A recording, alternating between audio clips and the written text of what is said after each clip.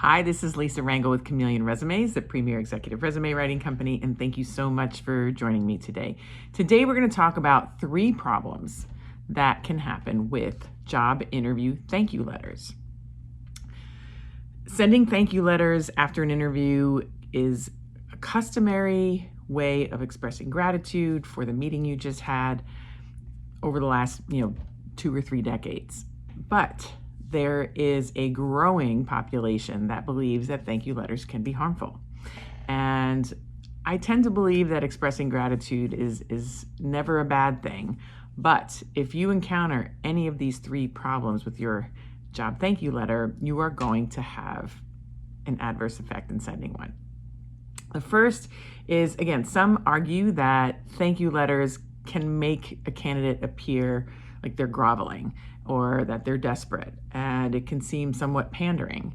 And if the tone of your letter is not necessarily pointed or addressing the conversation or expanding on a specific point that you discussed, and it is just a generic thank you letter, it can have that effect. It can make you come across like you're, again, some say it's pandering, some say it's desperate, some say you're groveling. So you need to make sure that you are coming across in your thank you letter as an equal, a meeting of equals, and that you are truly grateful for the time that you had, and you're looking forward to the next steps.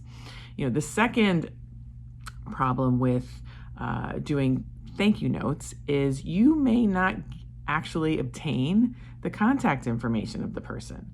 Especially if you're doing this over Zoom, you may or may not have an email if someone else is setting up the Zoom for you.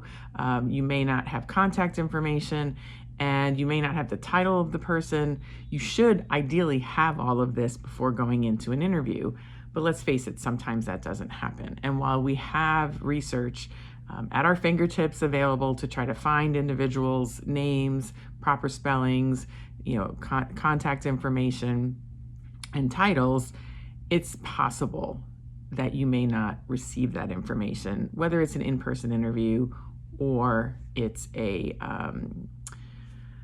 virtual interview. So just having that contact information could be a problem, and knowing how to find that information properly can definitely keep you ahead of the pack if you are going to send a thank you letter. The last piece is that sending, and I kind of touched on it in number 1 a little bit, but sending a generic thank you letter can almost do more damage than not sending one at all.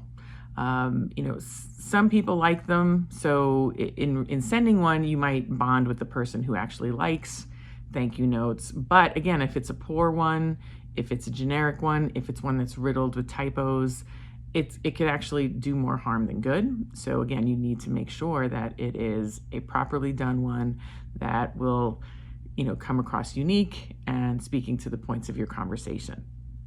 If there's also, and it's sort of like 0.3, 0.5, or 4, depending on how you want to look at it, you also have the option of not sending one.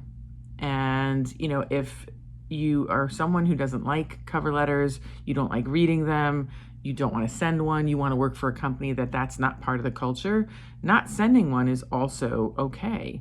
And there's frankly a growing number of people that think thank you letters actually can do more harm than good, so you would be a part of that crowd. I think doing what you think is best and doing it well, if you're choosing to do one, is really the path that you should choose that's right for you.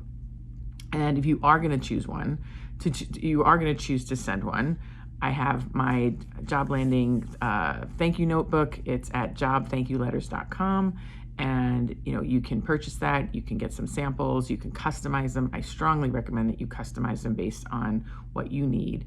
And these are thank you letters that have contributed to jobs being offered and accepted. So again, it's not an absolute anymore to send a thank you note. You need to do it based on your own terms, based on the culture that you're trying to attract, the culture you're trying to be a part of, and then if you choose to do it well. So I hope this helps. Again, you can go to jobthankyouletters.com and you'll see the ones that I offer if it's a path that you choose for you. Again, Lisa Rangel with Chameleon Resumes. If you find that this is going to benefit someone that you know is doing a job search, I'm going to ask you to share it. If you like what I've offered here, I'm going to ask you to like it. Please feel free to email me at lr@chameleonresumes.com or comment below or send me a DM if you have any questions or comments. I do my best to reply to each and every email, DM, or comment. And of course, if you haven't already, please subscribe to my channel. Either you can subscribe and follow me here on LinkedIn or through YouTube if you're watching this on YouTube. So this way you do not miss next week's video. Look forward to seeing you then. Take good care.